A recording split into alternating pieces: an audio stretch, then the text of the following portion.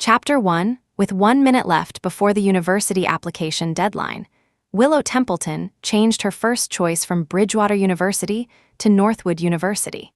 After shutting down her computer, she felt as if a great weight had been lifted from her shoulders. As she leaned back in her chair, her gaze inadvertently fell upon a framed photo of 3 people on her desk. In the picture, the 3 of them stood at the entrance of Bridgewater University. Willow was playfully sticking out her tongue, flanked by Alastair Preston on her left and Samuel Knightley on her right. Alastair's cool, aloof eyes were fixed on her, a doting smile gracing his features. Samuel, on the other hand, had his arm casually slung around her shoulder, his chin resting on top of her head, his gaze possessive as he looked at her. Willow gave a self-deprecating smile and peeled off a slightly yellowed sticky note from the photo. It read, "Willow Templeton, Alastair Preston, and Samuel Knightley will all go to Bridgewater University together." The firm strokes of the pen were still clear despite the time that had passed. Without hesitation, she tore the sticky note into shreds and threw it into the trash can. "Alastair Preston, Samuel Knightley, this time I won't be going with you. From now on, you can take your smooth path and I'll walk my own solitary one." Ding dong. Her phone, lying on the desk, suddenly chimed. Willow picked it up and saw a new message in the group chat. Willow Templeton and her 2 devoted childhood friends. It was meant to be a group chat for 3, but now there were 4 people in it. 3 weeks ago, Iris Holloway had sent a message in the group. "Yay, I checked my grades. I'm definitely getting into Bridgewater. I'm so happy I can continue to be classmates with Alastair, Sam, and Willow. Hope you'll all guide me." Although she said that, the names she tagged afterward were only Alastair Preston and Samuel Knightley. Alastair had replied instantly, "Whenever you need me, I'll be there for you in a heartbeat." Samuel had followed up, "Me too. First day of school, the whole campus will know you're under my protection." Willow curled her lip in a sneer and continued scrolling down the screen. 2 weeks ago, it was Alastair and Samuel who posted. One day, Alastair bought a luxury laptop and tagged Iris. "This is a school-starting gift. Did you receive it? If you don't know how to use it, I can teach you." The next day, Samuel bought the latest model phone. "Iris, your current phone is too old. Use this latest model I bought for you." Iris was deeply moved, sending several crying emojis in the group. "The gifts you've given me are too expensive. I don't deserve them."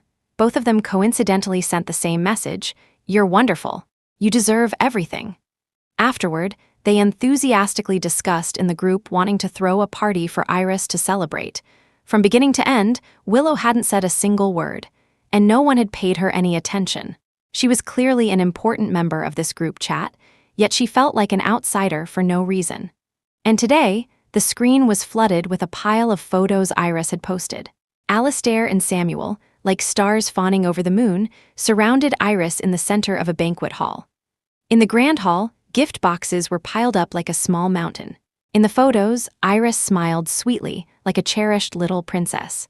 After posting the photos, she specifically tagged Willow in the group. "Willow, are you really not coming? The party Alastair and Sam prepared for me is so grand. I'm so happy." Willow hadn't intended to reply until she saw the gown Iris was wearing and the jewelry around her neck. Her face darkened as she typed her reply. "Iris Holloway, where did you get that dress and jewelry?" A few seconds later, Iris sent a voice message. "Oh, I forgot to tell you. I didn't have a gown, and I figured you must have many, so I went to your walk-in closet while you weren't home and picked out a dress and some jewelry." Her delicate voice carried a hint of a smile, and the lively sound of congratulations could be heard in the background. Willow felt a surge of anger. "How did you know the passcode to my house taking without asking is stealing? Don't you understand that?" she typed incredulously. Before she could even send the message, Alastair and Samuel's messages flooded the screen as they began to defend Iris in the group. "Willow, you're not usually so petty. It's just a dress and some jewelry. I'll compensate you if it's a big deal." "Yeah, why say such harsh things? How could Iris steal anything? She only went into your house because she considers you a good friend. We're all going to Bridgewater together. We'll be classmates. Why make things so ugly? Just let her have it." One after another, their messages were reprimands directed at her. Then, each of them transferred her some money, saying they would compensate her for her loss. Willow's chest heaved with anger, and the glaring group chat name on her phone screen now seemed to mock her. She, Alastair Preston, and Samuel Knightley had been childhood friends, growing up together. At 3, when they first met, the two boys clung to her small form, refusing to let go, almost wanting to snatch her home to raise. At 6, Willow loved a certain brand of yogurt. Alastair bought out all the yogurt on the entire street for her, and Samuel even had his family buy the factory, dedicating its supply solely to her. At 13, a big fire broke out at the Templeton house. Walter and Mary Templeton were away on a business trip, and only Willow was trapped inside. When everyone else dared not enter, it was the young Alastair and Samuel who rushed in without hesitation. To this day, both bore scars on their chests from the burns. At 15, when Willow had her first period, Alastair immediately skipped the math Olympiad and rushed back overnight. Samuel anxiously brewed brown sugar tea for her and pressed a warm compress to her stomach, his heart aching for her. All these years, they had always been by her side, like two valiant knights, not allowing any other boy to approach her. On her 17th birthday, both of them confessed their feelings to her. Willow couldn't choose, nor did she want to start a relationship so early. Just as she was about to steel herself to refuse, they immediately grabbed her hands, stopping her from saying any words of rejection. They humbly asked her for some time to consider, to give her answer on the first day of university. Willow didn't want to hurt anyone, so she reluctantly agreed. She thought she would figure out her feelings during that time, until Iris Holloway appeared. Iris was one of the underprivileged students sponsored by the Templeton family. Because of her good grades, she was able to transfer to Willow's high school. She used the excuse of thanking Willow to gradually get closer to her. Initially, Willow, out of pity, often took care of her. When Iris said she couldn't afford meals, Willow frequently used her own meal card to buy her food. When Iris said she couldn't keep up with her studies, Willow sacrificed her own time to help her with her homework. When Iris said she had no friends, Willow introduced her to Alastair and Samuel. But she never expected that in just 3 short months, Iris would meticulously scheme to replace her. Incidents similar to today's had happened countless times this past year. The group chat was still buzzing with their attempts to persuade her, every word defending Iris and blaming her. Willow actually laughed out of anger. Seeing the line, "All 4 of us are going to Bridgewater," she typed out a few words with her fingertips, "Only the 3 of you." She paused for a moment, then deleted it. She accepted their money transfers and then tagged Iris. "Fine, I'll give them to you. Not just the dress and jewelry, but these 2 childhood friends as well, I'm giving them all to you." Chapter 2, after Willow replied, she immediately changed the passcode to her front door. Then she began to clear out everything in the house that reminded her of Alastair Preston and Samuel Knightley. She took down many ornaments and dolls from the shelves, tossing them into a box. Before she knew it, the box was overflowing. As she carried the box downstairs to throw it in the trash, she ran into Alastair and Samuel, who were just returning from Iris's party. Their eyes almost immediately spotted the 2 toy bridal veils in the trash can. When they were children playing house with Willow, both had fought to be her groom, nearly coming to blows. In the end, Willow had to accept both veils to stop their squabbling. Even then, they declared that when she actually got married, the other person's veil would have to be thrown away. At that time, Willow had merely blinked her eyes. "How do you know I'll marry one of you when I grow up?" The 2 boys had instantly erupted, insisting she had to choose between them. Now, seeing Willow throw the veils away, and not only that, but everything related to them, they were stunned. Both of them immediately rushed forward. Samuel, always more expressive, gripped her hand tightly, his voice laced with disbelief. "Why would you throw away the things we gave you? Are you still angry about what happened earlier?" "Yes, we did tell Iris your passcode, but aren't you 2 friends? We didn't think it was a big deal. Even if she took your things, we transferred you the money, didn't you accept it?" Alastair, usually cool and reserved, spoke with a tremor in his voice. "Willow, it was just a small thing. It's fine if you're angry, but why throw things away? Do you have to be so heartless?" She threw their things away, and that was heartless. That made them lose their composure. What if she told them she had already changed her university application choices behind their backs, just to get away from them forever? Wouldn't they go insane? "I'm not angry. These things just got moldy, so of course they had to be thrown out. She spoke calmly, her eyes meeting theirs, as tranquil as still water. "Are you really not angry anymore?" they asked in unison. Willow shook her head. No, after all, these two would have nothing to do with her in the future. What was there to be angry about? Hearing this, Samuel immediately heaved a sigh of relief. Alastair's brow also relaxed. "If they were moldy, it's good you threw them out. We'll buy you new ones in the future." She didn't speak, just hummed an acknowledgement and turned to leave, her demeanor indifferent. Watching her retreating figure, Samuel still sensed something was off. He knew Willow wasn't being entirely truthful. He ran a hand through his hair in frustration, exchanged a look with Alastair, and then jerked his chin impatiently. "Should we go and try to soothe her?" Alastair's eyes were downcast, his expression unreadable. "You go," he said coolly. Samuel took a step, then paused, as if a thought had struck him. "Forget it. She has to make her choice on the first day of school anyway. If she's still angry then, we can explain about Iris." Alastair nodded. The two of them went their separate ways home.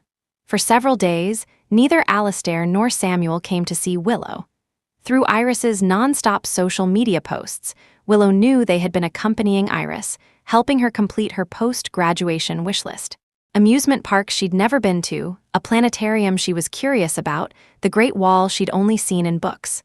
They took Iris to experience them all, one by one. Willow looked through them, even finding it in herself to give a like to some posts. Until one day, she received her acceptance letter from Northwood University. Just as she put the letter away, Alastair and Samuel knocked on her door together. "Willow, our acceptance letters have arrived. Has yours? Let's go get them together." Willow's expression was faint. The usual warmth in her eyes was replaced by a cold indifference. "No need, mine has already been delivered." She was about to close the door. Alastair quickly put his hand out to stop it. "Wait, I've booked a private room. Let's have a meal together to celebrate." Samuel also stepped forward to block the door, chiming in, "After eating, we can go buy school supplies together." Willow didn't want to go, but the two of them refused to leave and wouldn't let her close the door. Helpless, she could only nod in agreement. She followed them into a hot pot restaurant. The spicy aroma assailed her nostrils, and Willow subconsciously rubbed her nose, her eyes turning a little red. At the reserved table, Iris was already adding ingredients to the pot. "You're finally here, the pot's boiling. I've been waiting for you for ages." Seeing Iris, Willow frowned instinctively. Samuel quickly explained, "Willow, Iris said she needed to buy supplies too, so we invited her along." Alastair, however, studied her expression carefully before adding, "We'll all be classmates in the future, so we just thought we'd take care of her a bit more." Willow no longer wanted to hear any more explanations. She just wanted to finish the meal quickly, buy her things, and go home. But sitting at the table, she couldn't eat a single bite. The spicy red broth was alarmingly full of chilies. Iris ate with relish, but Willow had suffered from stomach problems since childhood and couldn't handle spicy food. After a few reluctant bites, a burning pain seared her stomach. She called a waiter over, intending to order a few non-spicy dishes. But just as she got the menu, Iris snatched it away and added several even spicier dishes. Alastair and Samuel watched with smiles, completely forgetting that Willow couldn't eat spicy food. Now Willow could see that Iris was doing this entirely on purpose.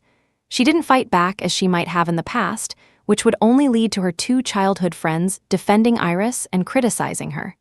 She was tired of this game, so she silently drank plain water, not saying a word. Chapter 3. While shopping for essential school supplies at the mall, Willow browsed the winter clothing section, picking out several thick garments. Alastair noticed and reminded her, "Bridgewater University is right here in the city. It's like spring all year round. You won't need these thick clothes, there's no need to buy them." Bridgewater? She wasn't going to Bridgewater. She didn't explain, just offered a perfunctory excuse. "I know. These clothes look quite nice, though. I can wear them when I travel." Alastair frowned slightly, his lips moved as if to say something, but in the end, he remained silent. On the way back, Iris hesitated for a long time before tugging on Samuel's and Alastair's sleeves. "Sam, Alastair, can I not go back?" She bit her lip, her slightly downcast eyes glistening with moisture. "The neighborhood where I live, the poor district, has had bad security lately. I'm scared every time I go back, always on edge." As she spoke, she looked up at Samuel and Alastair with pleading eyes. Of course, you can come stay at my place. My house has plenty of rooms. Pick whichever you like, Samuel, momentarily softened, generously assured her. Alastair also gave a soft, You can stay at my place for a while too. It's very safe. Iris couldn't stop smiling, thanking them profusely, and subtly glancing at Willow. Thank you, you're both so good to me. I've never lived in such a nice house before. Willow leaned against the car window, turning a deaf ear, her gaze drifting aimlessly into the distance. It didn't matter to her where Iris stayed. It had nothing to do with her. The next morning, Willow received a call from Walter and Mary Templeton. Willow, are you really sure you don't want to go to Bridgewater? Although Northwood is better, didn't you, Alastair, and Sam agree to go to the same school? Those two boys have been inseparably glued to you since they were little. They can't stand you being gone for an hour. If they find out you changed schools, won't they go crazy? Willow forced a smile. That's their business. It has nothing to do with me. It's true I wanted to go to Bridgewater because of our agreement, but Northwood has a major I like more. This is my life. I'll make my own choices. Hearing this, Walter and Mary didn't try to persuade her further, just fussed caringly for a few moments. In that case, take good care of yourself at home alone during this time. We'll be back to stay with you after we finish this business trip and get through this busy period. Oh, by the way, the back-to-school gift Mom and Dad bought for you has arrived. Remember to pick it up. Okay, thank you, Dad. Thank you, Mom. Willow smiled as she hung up the phone, then opened her text messages. Sure enough, 10 minutes ago, the courier had sent her a pickup notification. Package left at your doorstep. Please sign for it. She quickly got up to open the door, only to find nothing there. Just as she was puzzled and about to call the courier, Iris suddenly came out of Alastair's house, waving something in her hand. Willow, are you looking for this? And what she was waving was, indeed, a violin. I just saw a package at your door, so I helped you open it. Is this from your parents? What a beautiful violin. I wish I had one too. Can you give it to me? As she spoke, her eyes shone as she caressed the violin in her hands, unwilling to let go. Willow had never met someone with such a complete lack of boundaries. For a moment, she almost doubted if she had heard correctly. Hasn't anyone ever told you not to randomly open other people's things? If you like it so much, why don't you buy one yourself? Hearing this, Iris's eyes instantly reddened, and she sobbed, You know my family can't afford it. Why do you have to humiliate me like this? Willow had no time for Iris's theatrics and couldn't be bothered to argue with her. She reached out directly to take the violin. But Iris clutched the violin tightly, looking as if she adored it, refusing to let go. In the struggle, it was unclear who let go first. The beautifully gleaming violin fell to the ground with a thud. An ugly crack split across its perfect body, glaringly obvious. Chapter 4. Willow could no longer contain her anger. Iris Holloway, hearing the commotion, Alastair quickly walked out. Samuel, next door, heard the noise and immediately rushed out as well. And as both of them emerged, the first thing that met their eyes was Iris's tear-streaked, pitiful face. They ran to her side together. What's wrong? Weren't you fine just now? Who bullied you? She sniffled, her voice thick with tears. It's not Willow's fault. She accidentally dropped the violin she'd just bought. It's natural for her to be upset. I just showed up, and she lashed out at me as if to vent her anger and even pushed me. But I'm not angry. As long as she can be a little happier, I'm willing to do anything. She dropped the violin, she lashed out at Iris and pushed her to vent her anger. Willow could understand every word Iris said, but when put together, only two words echoed in her mind. Absurd, absolutely. Utterly absurd. She thought Iris was just a shameless manipulator. But she hadn't expected her to be so morally bankrupt, capable of twisting black into white. Before Willow could even speak, Samuel's face darkened, and he rebuked her. Willow Templeton, even if you're throwing a tantrum like a spoiled brat, this isn't the way to do it. Apologize to Iris, Alastair chimed in coldly. Willow, you've really gone too far. Apologize immediately. Willow's temples throbbed with anger. She struggled to control her emotions. Me, apologize? Alastair Preston, Samuel Knightley, there are security cameras in this hallway. Do you want to see what really happened? Hearing this, Iris immediately became agitated, crying even more hysterically. Alastair, Sam, please don't blame Willow. I'm really fine. If you stand up for me like this, I won't be able to be friends with Willow anymore.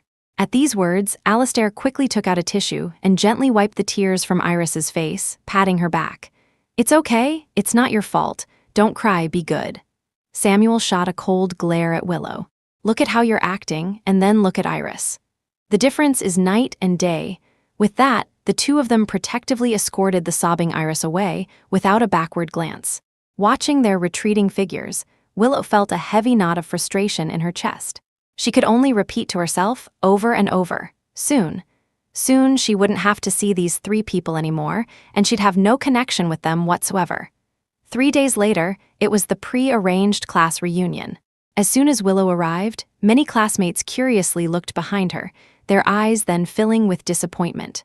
"Willow, why aren't the campus heartthrob and the campus alpha here? Don't they usually follow you wherever you go?" "Yeah, I heard you all got into Bridgewater. On the first day of school, you have to choose between Alastair Preston and Samuel Knightley. Have you decided who you'll pick?" Before Willow could speak, a few classmates who usually picked on her chimed in. "Choose who? Does Willow Templeton even have a chance to choose anymore? Alastair and Sam prefer Iris now. Why are you still asking her that? Haven't you figured it out yet?" The group snickered, waiting to see Willow's reaction. They expected her to get angry, but surprisingly, she didn't say a word, not even sparing them a glance. Frustrated, the group was about to continue their taunts when the private room door opened. Alastair and Samuel, one on each side like two knights, flanked Iris as they entered. The group immediately looked at Willow and started snickering again. "Now that the campus heartthrob and campus alpha don't like her anymore, I really don't know what she has to be so stuck up about.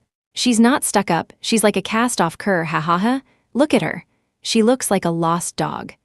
The class monitor wiped cold sweat from his forehead and quickly tried to smooth things over.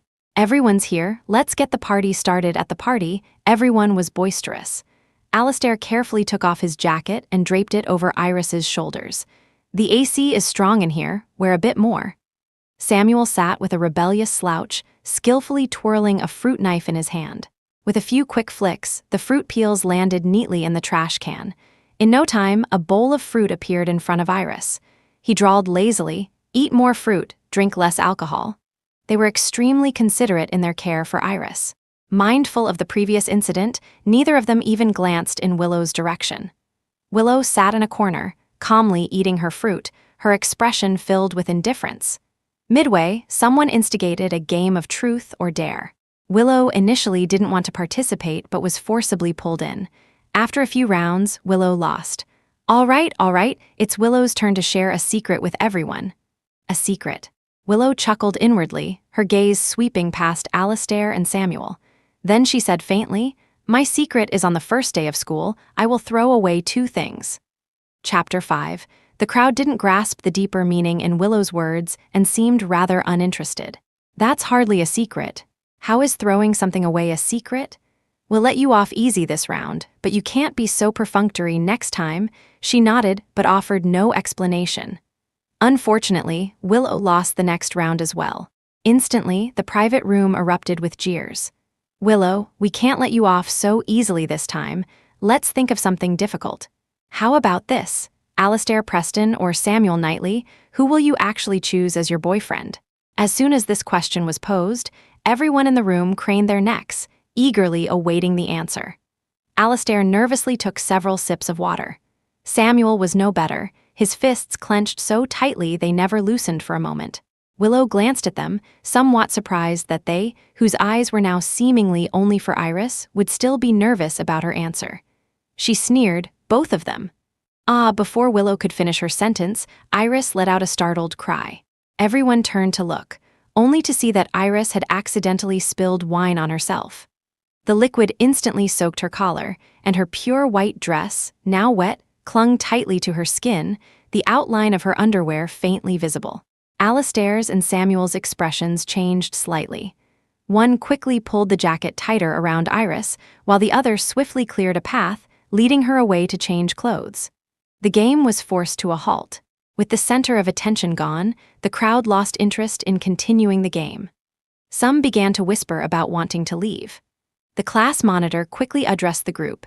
"Everyone, don't go yet. Miss Lawson also bought a lot of fireworks for us to set off by the river, to celebrate the start of our new journey." Hearing this, those who had been whispering about leaving fell silent. After a long wait, Iris finally arrived, flanked by Alastair and Samuel.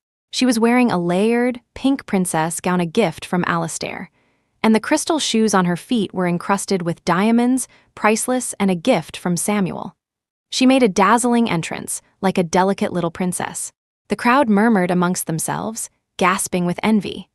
After all, the dress and shoes were new high couture pieces from C brand. Only Willow gave them a cursory glance before paying no further attention. The group went boisterously to set off fireworks. Brilliant fireworks bloomed in the dark sky, and almost everyone silently made a wish. Only Iris shouted towards the river, "I hope Alastair Preston's and Samuel Knightley's wishes all come true." Hearing this, Alastair's usually indifferent eyes couldn't help but show a flicker of emotion. Samuel grinned broadly and gently ruffled Iris's hair. "Why are you so silly? Who makes wishes for others?" Iris turned her head, pouted, and smiled at the two of them. "But you are the most important people in my heart." Alastair and Samuel both chuckled, speaking in unison. "You are the most important person to me too." Willow felt the air was thick with a cloyingly sweet atmosphere and didn't want to stay near them any longer. So she turned and went to a corner, quietly admiring the fireworks alone. When Iris noticed, she immediately tugged Alastair and Samuel. "Willow seems unhappy. She hasn't even set off any fireworks. Let's go cheer her up. I'm not angry about last time anymore, so you two shouldn't be either." Hearing this, Alastair's gaze deepened, his feet seemingly rooted to the ground, unmoving. Samuel also turned his head away, not looking at Willow, and refused to budge. "Well, since you two won't go, I'll go cheer her up and give her a surprise." Saying that, she smiled, picked up a bundle of fireworks, and as she neared Willow from behind, she quietly lit them and casually tossed them all onto Willow's head. With a bang, the fireworks exploded. Everyone looked over to see Willow engulfed in flames. Willow, Alastair's and Samuel's hearts clenched, and they ran over like madmen. Chapter 6. When Willow woke up again, she opened her eyes to a world of white, the strong smell of disinfectant filling her nostrils. She tried to move, but her entire body ached severely. The nurse, changing her dressing, quickly stopped her. "Don't move, you have severe burns. Luckily, you were brought in promptly, and you've had skin grafts, so you won't have scars. Otherwise, such a beautiful face and fair skin like yours would have been completely ruined." Willow remembered the scene before she lost consciousness, and a chill ran down her spine. She truly didn't know how someone could be so malicious. She wanted to speak, but the pain racking her body left her with no strength. Just then, the nurse added, "By the way, it was two very handsome young men who brought you to the hospital. You were unconscious when they arrived, so you didn't see how frantic they were. They've been watching over you for as many days as you've been unconscious. They were just persuaded to go rest. Should we wake them? They'd be overjoyed to know you're awake." Willow quickly stopped her. No, she didn't want to see Alastair Preston or Samuel Knightley. The nurse nodded and pushed the dressing cart away.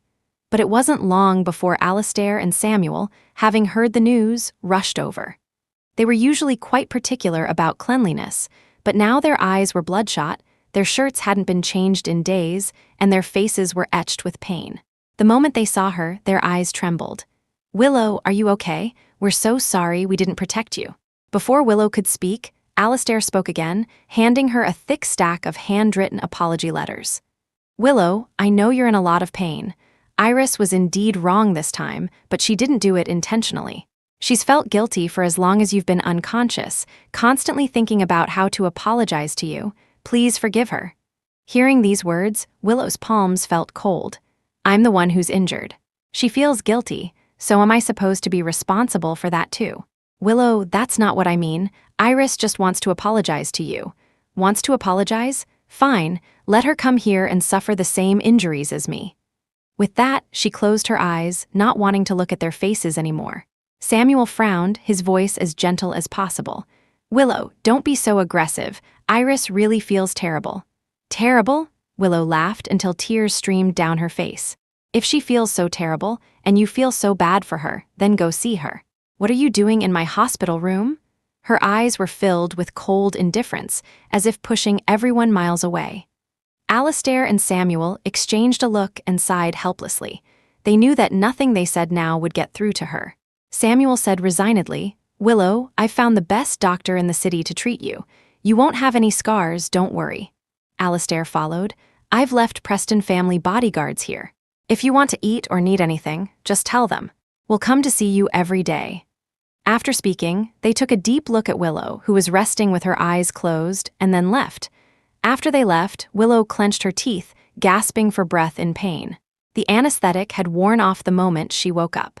Her entire body felt like it was being torn apart by knives. She had been forcefully suppressing her grievances and pain, refusing to make a single sound of vulnerability. Until, after an unknown amount of time, Walter and Mary Templeton rushed in. "Willow, does it hurt?" As soon as her parents' concerned words left their lips, Willow could no longer hold back. The tears she had suppressed for so long finally streamed down. "Dad, Mom," she broke down sobbing. "It hurts so much." Mary Templeton hugged her tightly, her heart aching beyond words. Walter Templeton's face was dark as he slammed his hand on the table. "We truly let a wolf into our house. That Iris Holloway must have done it on purpose from today onwards.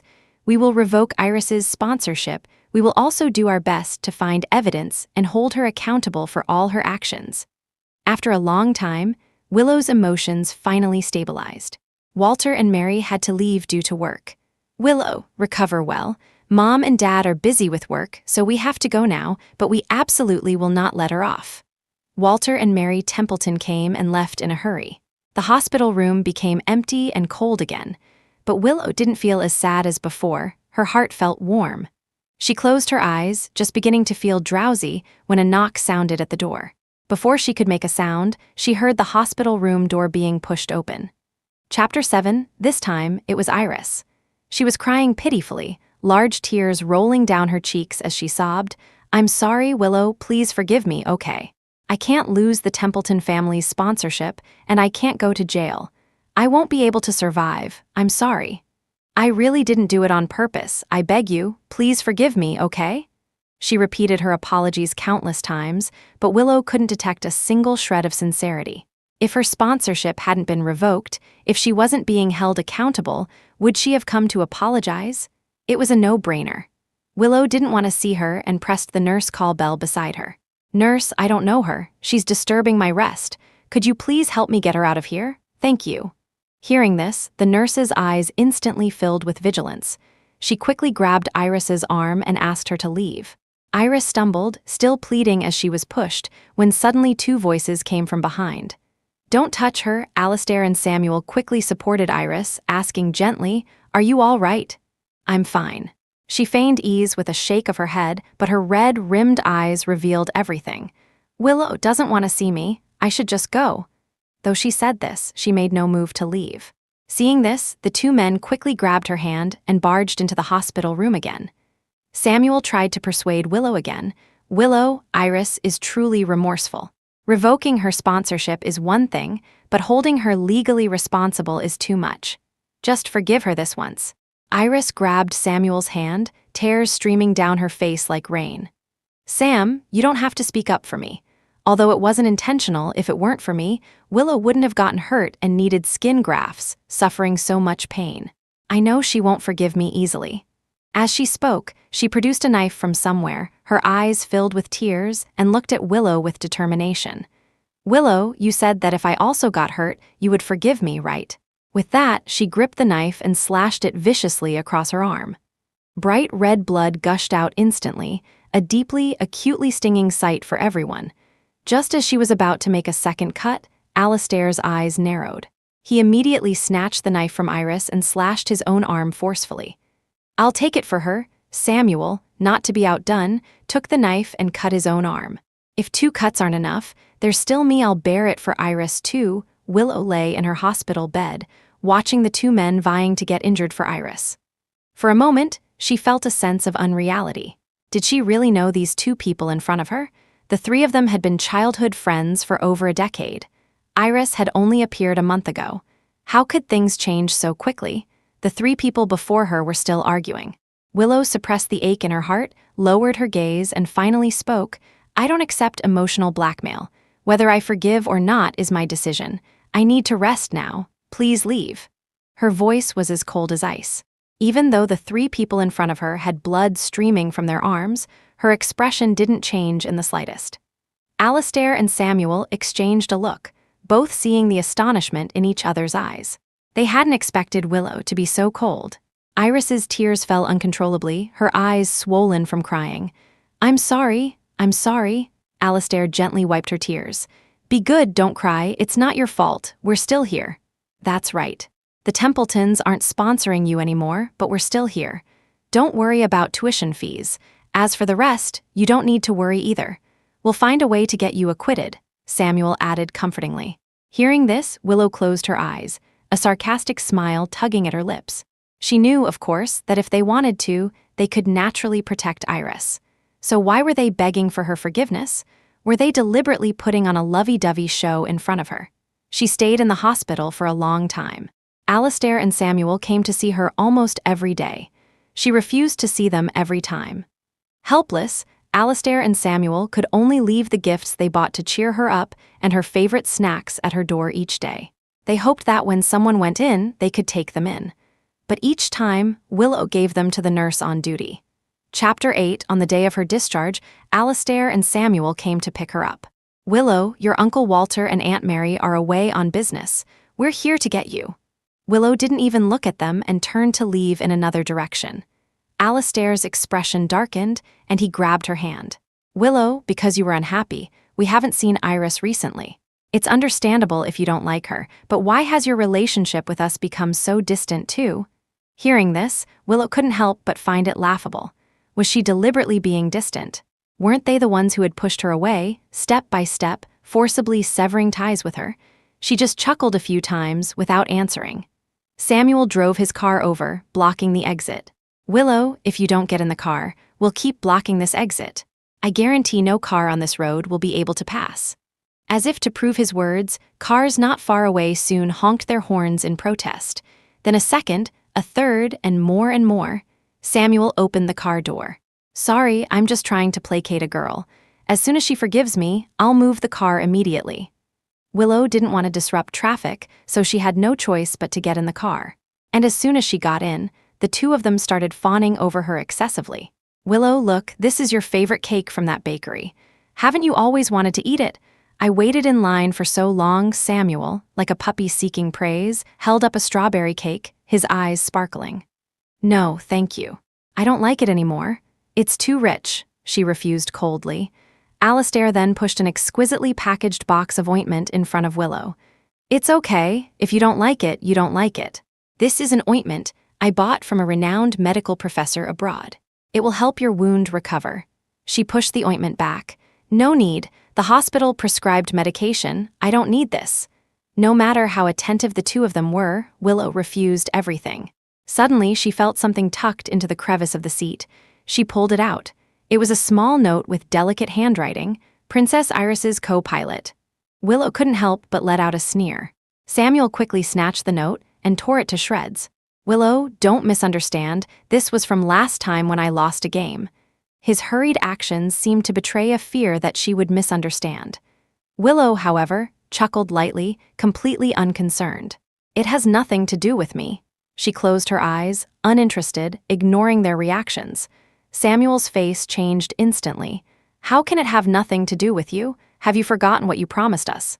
You said you'd make a choice on the first day of school. Alastair's cool eyes flickered, and he couldn't help but ask, Have you? Have you made your choice? Willow glanced at them. Perhaps it would be more appropriate for you to ask Iris that question. Why ask Iris? We don't feel that way about her. Willow, are you misunderstanding something? Their expressions changed abruptly, and they both rushed to explain, but Willow didn't want to hear any more. She closed her eyes, resting her head against the car window, turning a deaf ear. Alastair and Samuel didn't dare to speak further and disturb her. They just exchanged a look, feeling that Willow seemed to have changed a lot. She had become increasingly indifferent to them. This wasn't their intention. They wanted to explain, but for a moment, they didn't know where to start. So, they could only console themselves that things would be fine on the first day of school. As soon as Willow got home, she received a call from Miss Lawson. Willow, you did very well this time. You're the city's top scholar.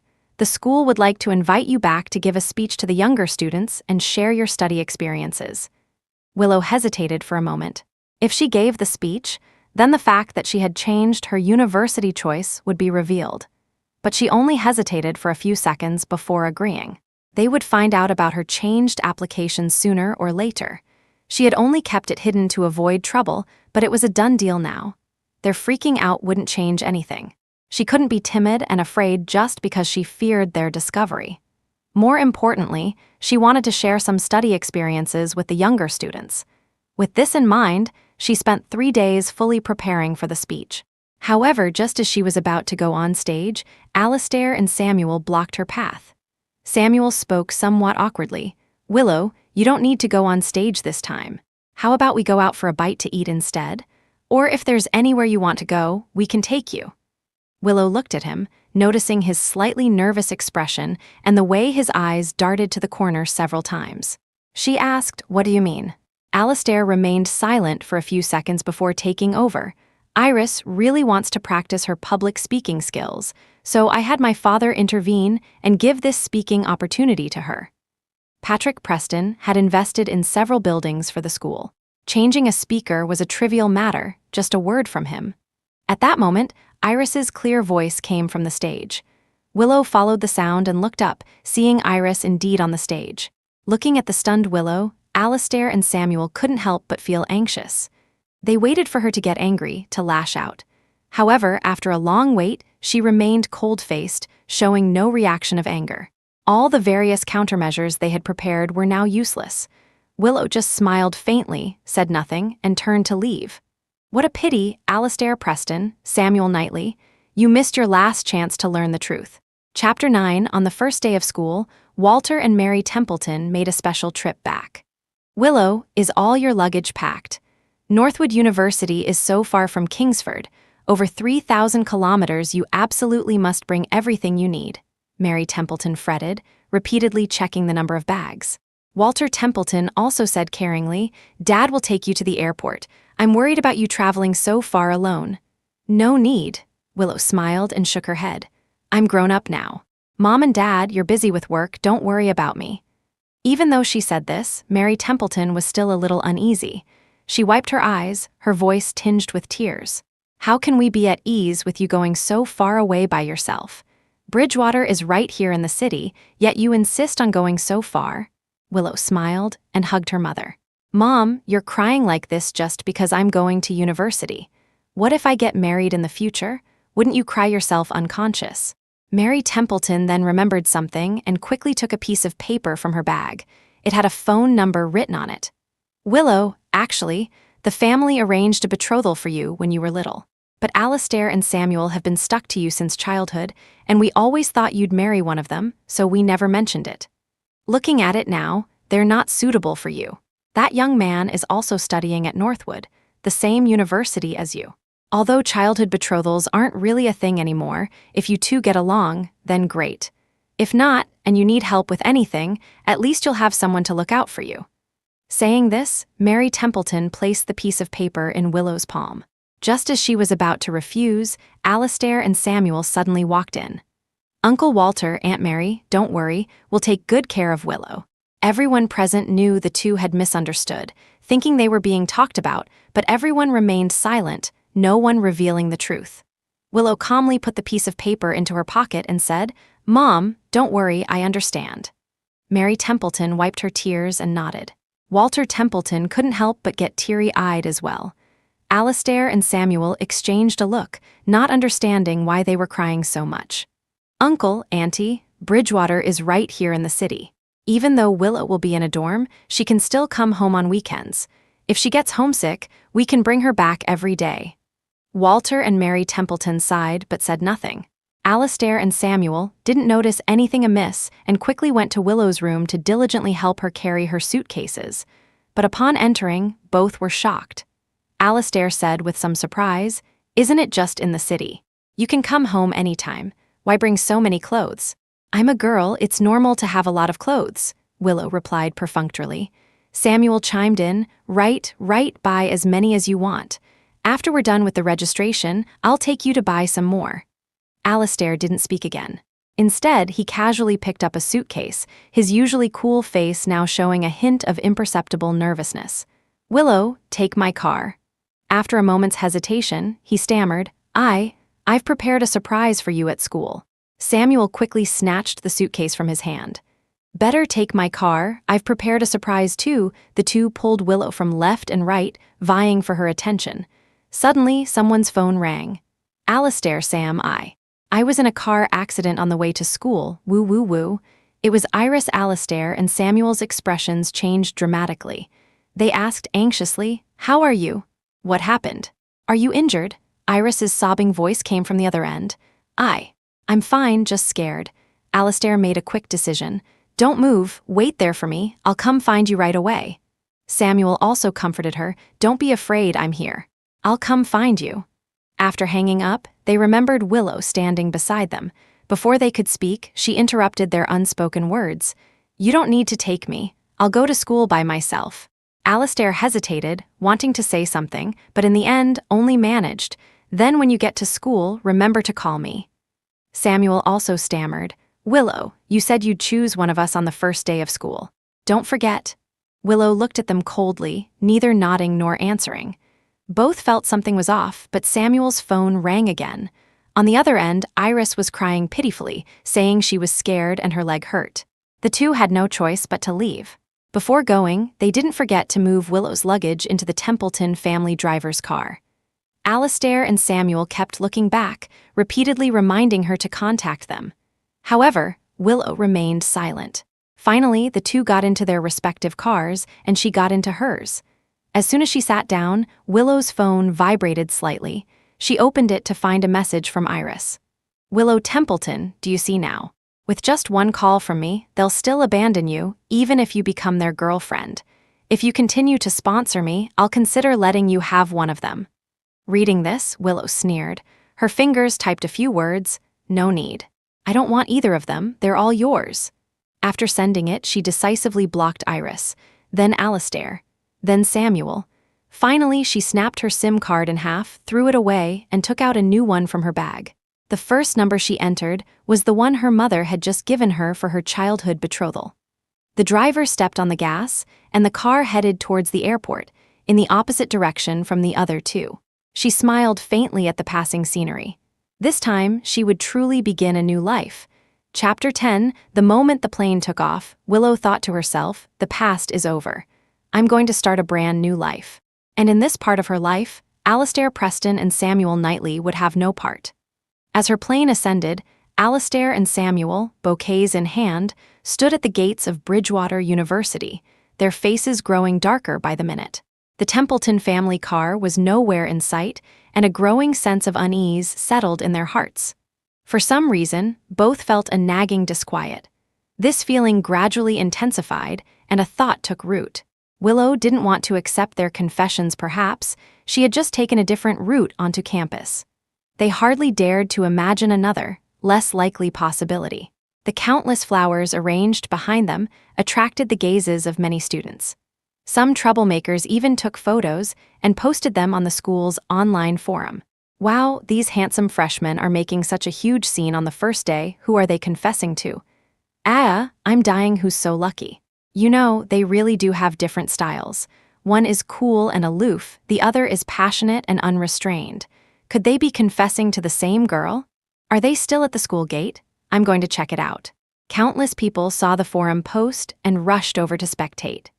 The crowd around them grew larger, and onlookers whispered amongst themselves, all seemingly curious to know who could be so fortunate as to receive confessions from two such exceptionally handsome guys. Alistair had tried calling Willow's phone countless times, but she never answered.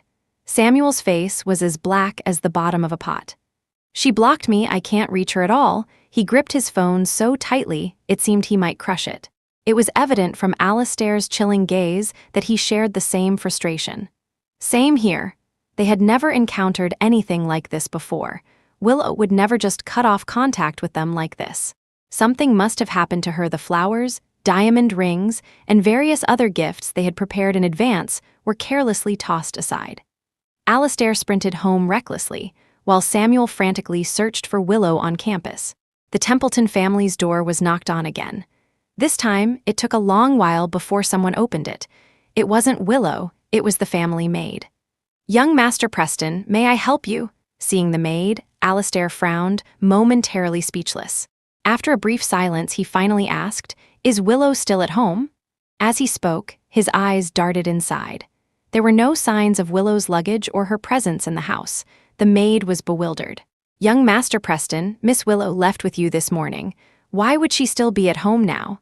Alastair hummed softly, then continued, "Are Uncle and Aunt Templeton still at home? I have some questions for them."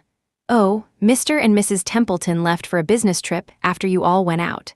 They're not at home. You could try calling them." The maid answered honestly and then slowly closed the door. Alastair's eyes were dark, his fingers clenched into fists. If only their phones were reachable, he muttered to himself, an inexplicable sense of desolation washing over him. Could it be that Willow truly didn't want to accept their confessions and was deliberately avoiding them? They had dealt with the Ira situation and rushed to the school as fast as they could to prepare the surprise. Why were they still a step too late? Just a little more time, and they could have explained everything. Alastair returned to the school, dejected. Chapter 11. Meanwhile, Samuel Knightley wasn't faring any better. He asked everyone he passed if they knew Willow Templeton, but all the students shook their heads. A kind-hearted student offered a suggestion. "Dude, searching like this isn't going to work. If you're looking for someone, go ask at the Student Affairs office or check with the Academic Affairs office. Have them look her up in the system. Wouldn't that be much faster?" Samuel, muddled with anxiety, thanked him profusely. He was being so stupid, using such a clumsy method to find someone. Following the advice, Samuel hurried to the Academic Affairs office and found the teacher in charge of student records. "Miss Lawson, my girlfriend is also a new student here, but I've lost contact with her. I was hoping you could help me check if she's registered." The teacher, Miss Laura Lawson, hesitated for a long time. Only when Samuel offered to donate a library building did she agree with a beaming smile. She searched the system several times but couldn't find anyone named Willow Templeton, not even anyone with a similar name. At this point, Miss Lawson herself became uncertain. "Young man, are you sure your girlfriend's name is Willow Templeton? Are you sure it's spelled correctly?" She pointed to the name on the screen, confirming it repeatedly. Samuel nodded quickly. "Yes, that's right. How could I misremember her name?" Now it was Miss Lawson's turn to feel uneasy. She subconsciously checked the list of newly admitted students. She searched several times, with Samuel looking over her shoulder countless times before concluding. "Young man, the Willow Templeton you're talking about isn't a student at our university. We don't have anyone by that name among this year's admitted students, nor in previous years. The system records don't make mistakes. Did your girlfriend lie to you? If she really did, you should report it to the police immediately, Miss." Lawson said with concern. Hearing these words, Samuel felt as if he had been struck by lightning. Thunder rumbled in his mind. What? What had he just heard? Bridgewater hadn't admitted Willow Templeton? Then, where did she go? With her grades, any university would be fighting to have her. It was absolutely impossible for her to have failed to get in anywhere. What on earth had happened? In an instant, Samuel felt his brain had rusted, unable to think. Just then, Alastair, having received a message, also arrived. His aura was chillingly cold. Few dared to approach him. They all wished they were miles away from him. "What's the situation?" he asked coldly, clearly in a foul mood, pent-up anger simmering within him. Samuel shook his head and relayed everything he had just learned. Alastair's eyes darkened, narrowing slightly. "Where on earth did she go? Does she want to leave us?" This thought involuntarily rose in both their minds. Samuel found it so hard to accept that his eyes reddened slightly. He swayed a little on his tall frame, momentarily unsteady. Alastair was in no better state. On his way to the university, he had considered every possibility. He had even thought that Willow was just jealous and sulking, but he had never imagined she would leave them. For a moment, both of them found this hard to accept. For a fleeting second, they both wondered if they had pushed her too hard, causing her to act this way. But the next moment, a male student's voice interrupted their thoughts. Chapter 12. "Hey, handsome guys, there's a girl at the school gate who picked up your gifts and flowers. She says she knows you. You should go check it out quickly, it's starting to rain outside. It wouldn't be good if she got sick." Hearing this, Alastair and Samuel exchanged a look, surprise and excitement evident in both their eyes. Samuel, momentarily overjoyed, rushed out and sprinted towards the school gate.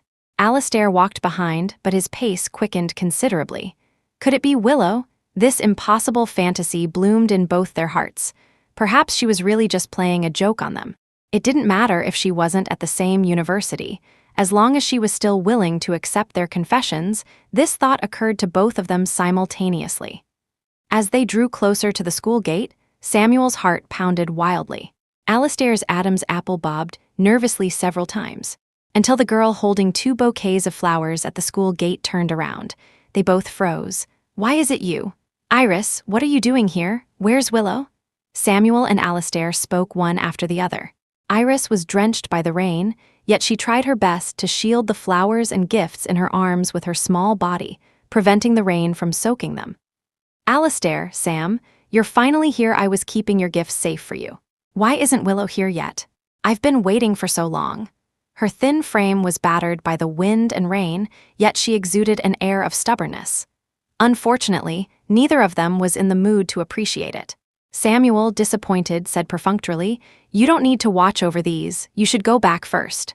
"Willow isn't coming," Alastair said despairingly, looking at the scattered, ruined flowers. They had never expected this outcome. Their hearts, once full of anticipation, were now empty, and the feeling was naturally unbearable. They were in no mood to console Iris now.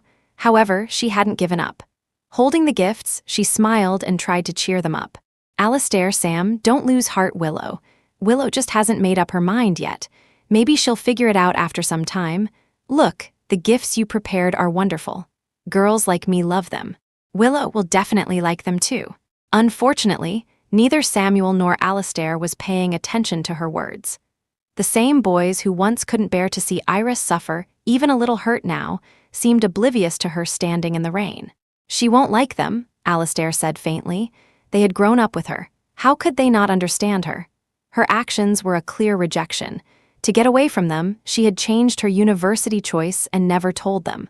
Wasn't the meaning of this gesture obvious enough? Samuel also looked down, exuding an aura of sadness. Perhaps they had made a wrong move.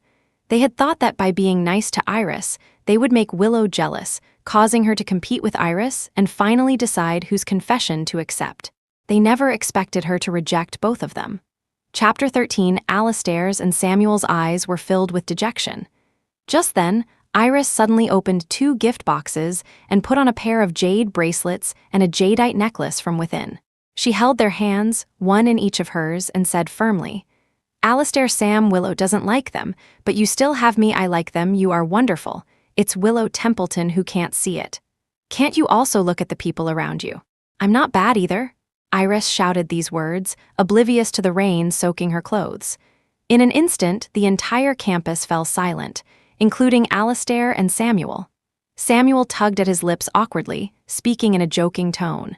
"Iris, you're not kidding, are you? Stop messing around. Take off the jadeite necklace. It's not for you to wear. Be good." Alastair stared at Iris's hands, his gaze so cold it was as if he wanted to chop them off.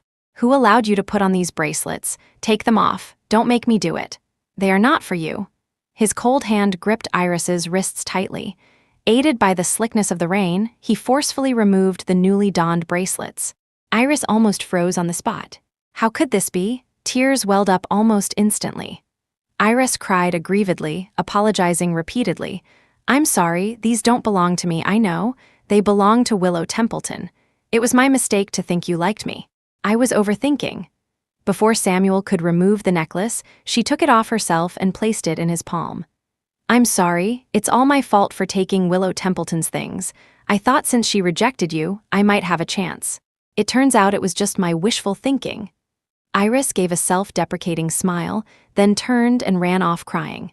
However, she didn't run far before realizing she hadn't heard any footsteps chasing after her. This time, she truly panicked. She had originally thought Alastair and Samuel were completely under her control, so deeply in love with her they couldn't extricate themselves. Why was it still like this? Even though Willow had abandoned them on the day of their planned confession, why were they still so in love with her? Was she, Iris Holloway, that inferior to Willow Templeton? Iris stood by a secluded lake, lost. It was only her first day at this university. After accidentally taking a wrong turn, she had forgotten how to get back on the right path. Why does even the road have to make things difficult for me? Iris, furious, kicked a large tree nearby. But because the path was slippery from the rain, she accidentally slipped and fell into a split. Her carefully prepared image was now a complete mess. Iris was almost brought to tears by anger. She lay on the ground in pain, grimacing for a long time before barely managing to get up. Why do they all like Willow Templeton so much? Even after all this, why are they still so in love with her? Family background, status, money, loving parents, childhood friends who grew up with her. She has everything. Why can't she just give me a little something? Even if she just gave me Alastair or Samuel, that would be fine. Why does she have to treat me like this? Her resentment grew stronger. She slammed her fist against the tree trunk, her knuckles bleeding, yet she didn't even notice. However, at this moment, Alastair and Samuel were carefully placing the heirlooms back into their boxes. They had never intended to accept Iris. Towards Iris, they only felt pity and more so, used her as a tool to make Willow jealous. Now that Willow wasn't here, there was no need to be so nice to her. Moreover, because of her, Willow had chosen neither of them. Alastair and Samuel exchanged a look, both seeing the dissatisfaction with each other. If they hadn't made that damned agreement back then, perhaps they would have won Willow over long ago. Instead of being like this now, not even knowing where she had gone. Suddenly, Alastair said, "Miss Lawson knows." Hearing this, Samuel instinctively looked up. Miss Lawson was their high school form teacher. She would definitely know which university Willow had gone to. Chapter 14. Alastair and Samuel quickly took out their phones. "Hello, Miss Lawson. This is Alastair Preston. I wanted to ask which university Willow Templeton went to." Miss Lawson on the other end of the line was very surprised. "Huh, you three are together almost every day. Don't you know which university Willow went to?" Alastair fell silent, feeling slightly ashamed. Miss Lawson didn't overthink it and said proudly, "Willow Templeton had the best grades. She went to Northwood University. When our school received the notification, we thought it was a bit strange why she didn't stay in our city and go to Bridgewater with you two. But it was a done deal. You didn't ask us at the time, so we teachers assumed you already knew and had it figured out. Look, the class group chat posted the admission list back then. You'll know if you take a look." Hearing this, Samuel quickly opened the class group chat and searched diligently. Alastair thanked Miss Lawson and hung up. Sure enough, on the admission list, next to Willow Templeton's name, Northwood University was clearly written. In an instant, both of them were stunned. Northwood University, thousands of kilometers away from their home city, across the country. How could she choose to go there? She had clearly filled in Bridgewater according to their agreement. Why did she suddenly change it? Alastair and Samuel saw the confusion in each other's eyes. Could it be that, so long ago, she had already been planning to leave them forever? But why? Did she not feel even a little bit for them? This question, perhaps only Willow Templeton herself could answer. If it were her, she would definitely tell them that perhaps in the past, there certainly was a stirring of feelings, even something that could be called liking. It was just that this liking had been personally destroyed by the two of them. No girl could accept betrayal from those around her, not even from friends. Willow Templeton was already considered quite good-tempered. She had given them countless chances. But she never expected that her two childhood friends, who had always stood firmly by her side, would resolutely choose someone else. After so many times, she had to give up. As soon as she got off the plane, she saw a man holding a sign with her name on it. The man had deep-set, defined features, his most unique characteristic being his sky-blue eyes. He was clearly of mixed heritage, tall with long legs, and his superior V-taper physique attracted many gazes. Willow Templeton. As she approached, she heard him say her name carefully. His deep, magnetic voice let out a soft chuckle, and Willow was momentarily stunned. "I'm Felix Croft, your childhood betrothed." Felix Croft reached out to take the small suitcase from Willow's hand, introducing himself. Then, he called the Croft family driver to help move Willow's remaining luggage into the car. She just dazedly let Felix Croft lead her away. Until she felt the cool climate of Northwood City, she instinctively shivered, and her mind instantly cleared. "I didn't mistake you for someone else, did I? Are you really the childhood betrothed my mother mentioned?" The moment she posed her question, a trench coat was draped over her shoulders, an incredibly thoughtful gesture. "I believe I wouldn't make a mistake." Felix Croft, as if by magic, produced a photograph and placed it in front of Willow. She took it and saw that the person in the photo was herself. The photo was also tinged with a faint scent of cedarwood from him and his warmth. For a moment, Willow smiled somewhat embarrassedly. "Sorry, I shouldn't have doubted you."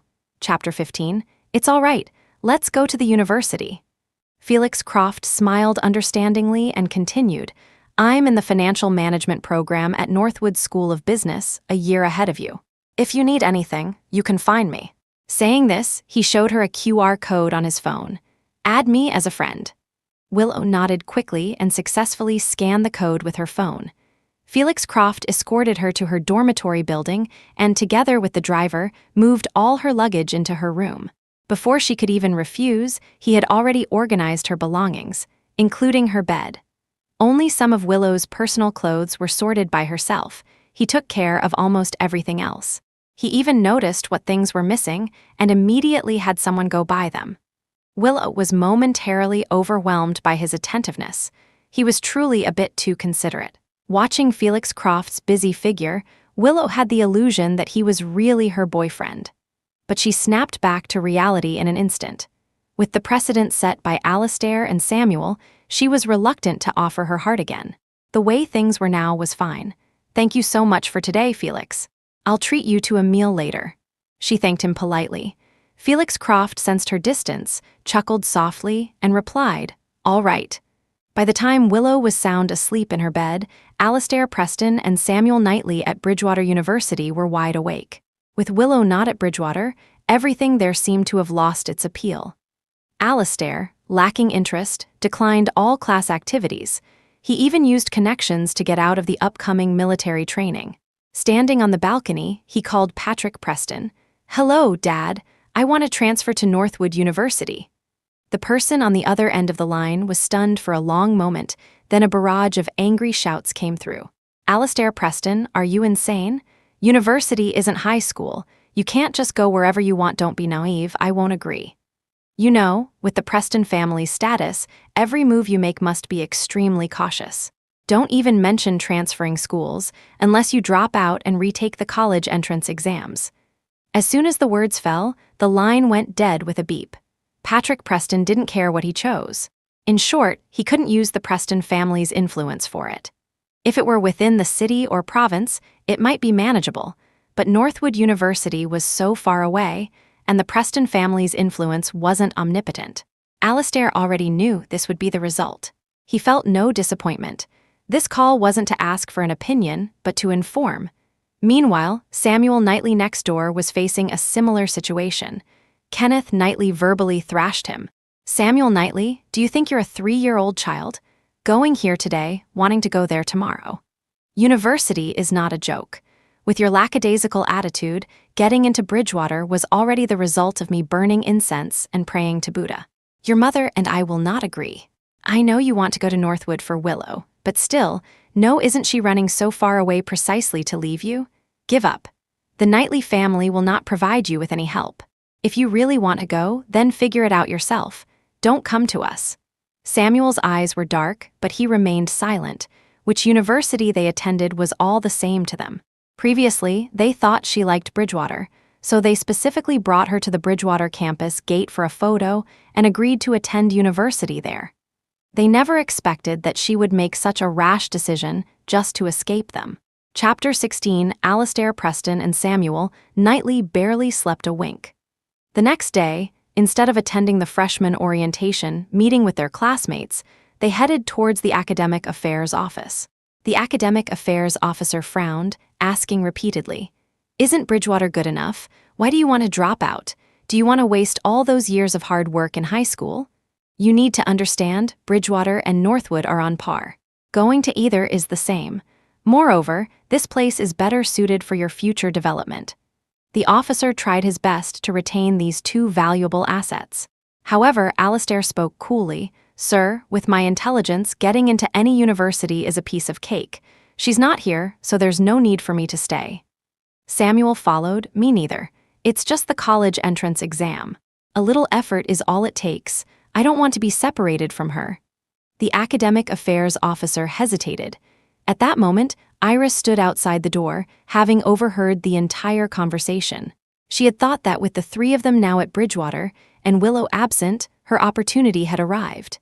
She never imagined they would actually drop out for Willow. "No, Alistair, Sam, can't you please not drop out?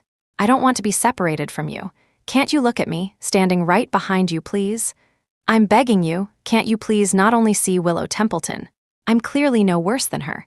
And I like you more," Iris shouted resolutely, her small face on the verge of tears. Alistair and Samuel listened, and the expressions of strangeness and disgust in their eyes grew increasingly obvious. The office was deathly silent.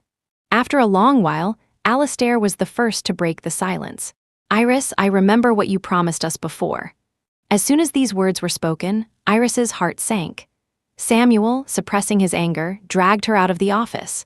Then, a fist came whistling through the air, but it struck the wall beside her. Some plaster crumbled off the wall, falling onto Iris. However, the moment his fist flew towards her, her heart had stopped for an instant. "Iris, we agreed before. You would act with us, make Willow jealous. You promised us you would absolutely not develop inappropriate feelings for us. That's why we chose you," Samuel said sternly, his eyes bloodshot with anger. Alistair's clear, cold voice also came through.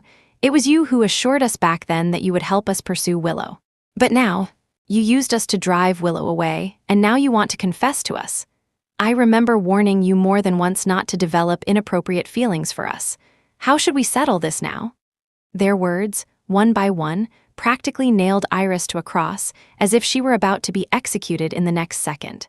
She was terrified to the extreme, her lips trembling uncontrollably, unable to utter a complete sentence. During this time, she had been immersed in their kindness towards her and had long forgotten their initial agreement. She remembered when she first met Alistair and Samuel, she had found them breathtaking. Willow had brought her into contact with them time and time again. Iris had personally witnessed their attentiveness and affection for Willow. Gradually, a greedy thought began to grow within her. She thought if they looked at her with such adoring eyes and were good to her, wouldn't she be the happiest person in the world? And at that time, how wretched would Willow be? Just thinking about it excited Iris. She dreamed of replacing Willow, becoming Willow, and seeing Willow in a state of despair. So she made a bold decision. Chapter 17, Iris approached Alistair Preston and Samuel Knightley to propose a collaboration. The deal was that they would pretend to be nice to her to make Willow Templeton jealous, and in return, she would help them pursue Willow. To convince them that this method was effective, she deliberately threw away the love letters they had prepared for Willow and forged new ones in her own handwriting, addressed to herself. Iris still clearly remembered Willow's shocked and bewildered expression when she found those two love letters signed with Alistair's and Samuel's names. Sure enough, Willow confronted them with the love letters, and just as they had hoped, Willow became jealous. After that, they believed her and decided to confess everything to Willow and explain the situation on the first day of school at Bridgewater. But none of them had expected that Willow had already extinguished any inappropriate thoughts and changed her university application. Iris recalled everything that had happened recently and laughed maniacally. Ha, ha, ha. If Alistair and Samuel hadn't intervened, she might have remained lost in the beautiful dream she had woven for herself.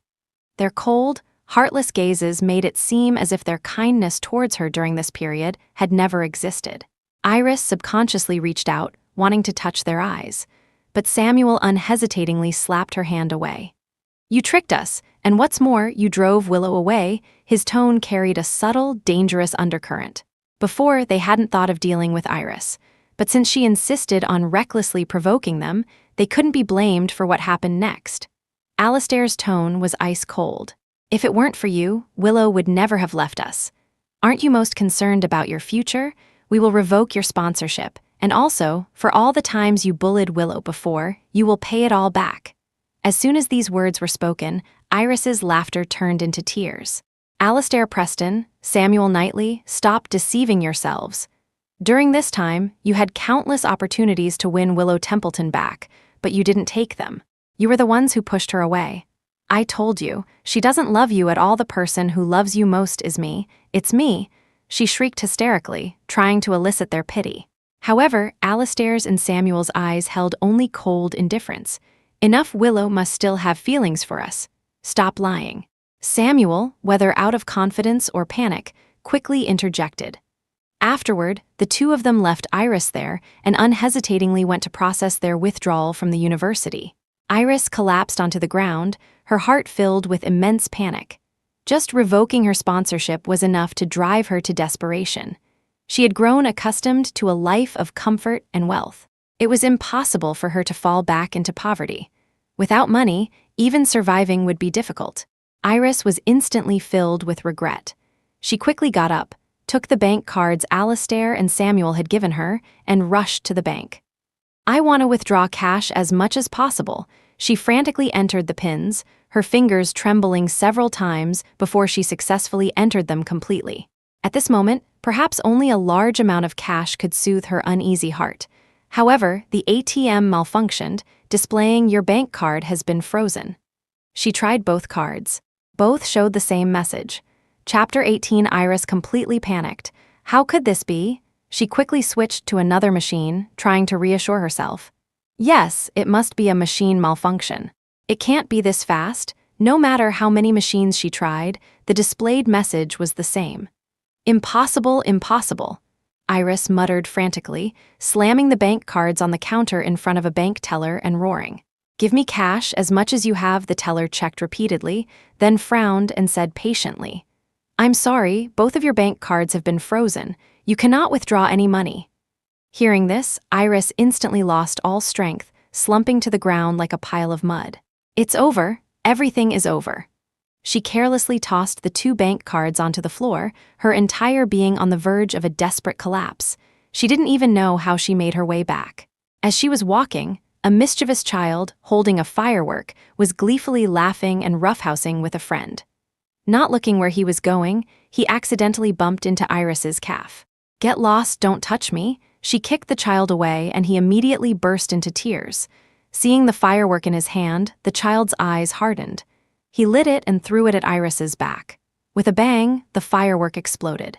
Iris's clothes caught fire from the sparks, and a patch of her hair was singed. "Ah, help, save me!" Iris writhed on the ground in pain.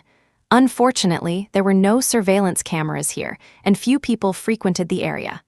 The two children who had been playing were nowhere to be found.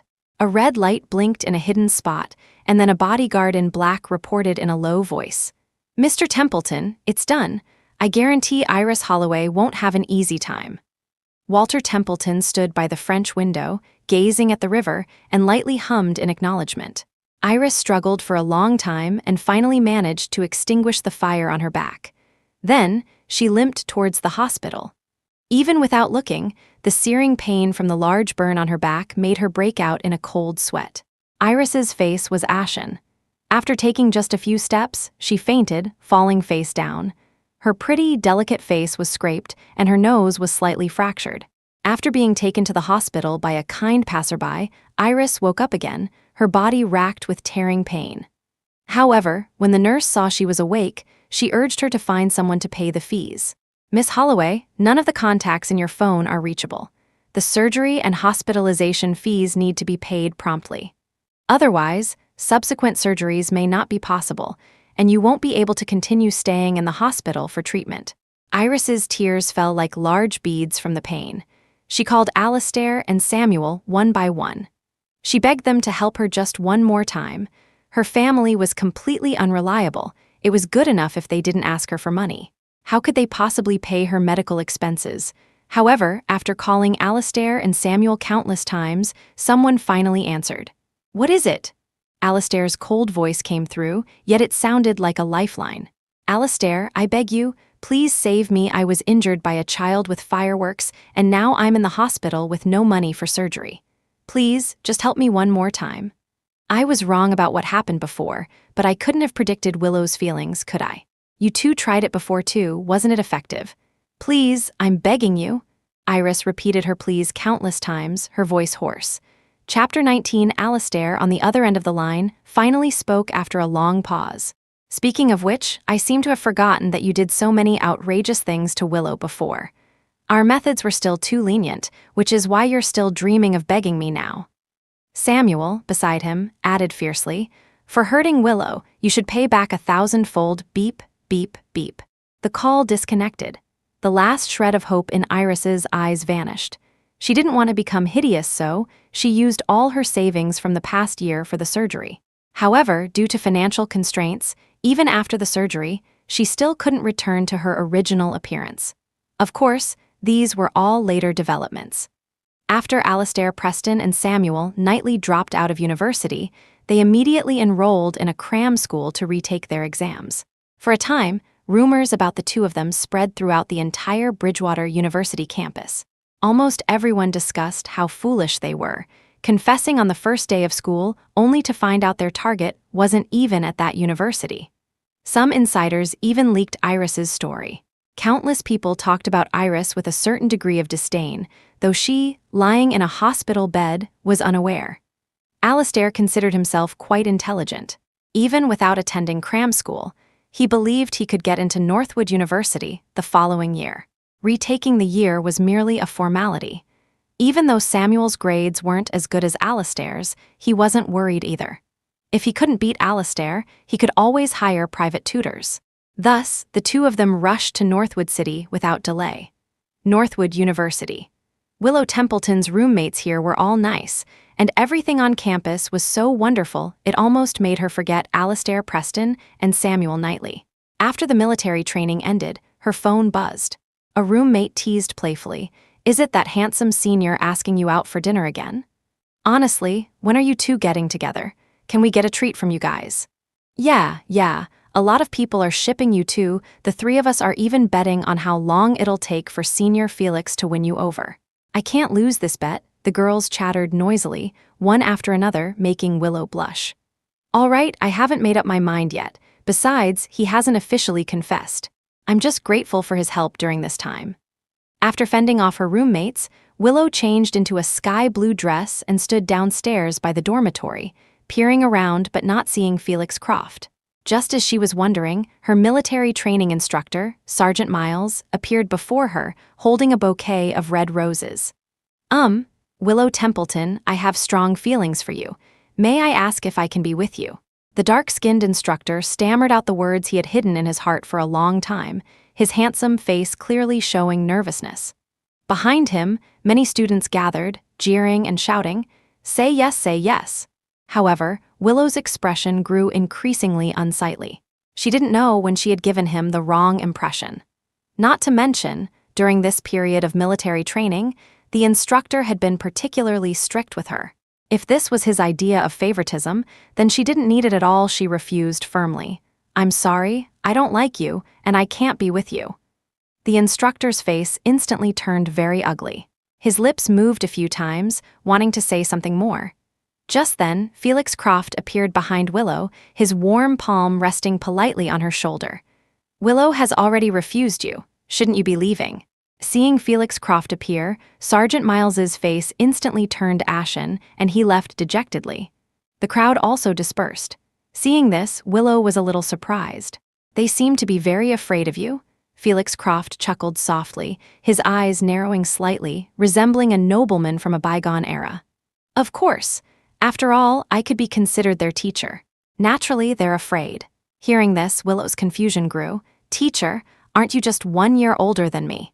Chapter 20. In the latter half of last year, I had already completed all my undergraduate studies and entered postgraduate studies ahead of schedule. In the first half of this year, I was exceptionally appointed as a teaching assistant to my supervising professor, and I taught some courses to students. Perhaps because of this, they are so afraid of me. Felix Croft omitted some facts, but they were insignificant. In reality, having received an elite education since childhood, he had already self-studied and completed many university courses. Now, he was merely going through some of life's necessary journeys. After all, completing all challenges too early would be far too boring. He just hadn't expected a small surprise in his life. It was only after meeting Willow Templeton that he found her somewhat interesting. Hearing him say this, Willow's jaw almost dropped. In many people's lives, his resume would be considered a string of brilliant achievements, yet he mentioned it so casually, as if it were nothing. "You're so capable, they probably just respect you." She found an excuse for what had just happened. Felix Croft smiled faintly but didn't explain. Shortly after he enrolled last year, many admirers had confessed to him, all of whom he had ruthlessly rejected and coldly rebuffed. Many were reduced to tears, and as this rumor spread, naturally, many people became afraid of him. As he was leading Willow to a private dining restaurant, they unexpectedly encountered two people he didn't want to see. "Who is he? Who is he?"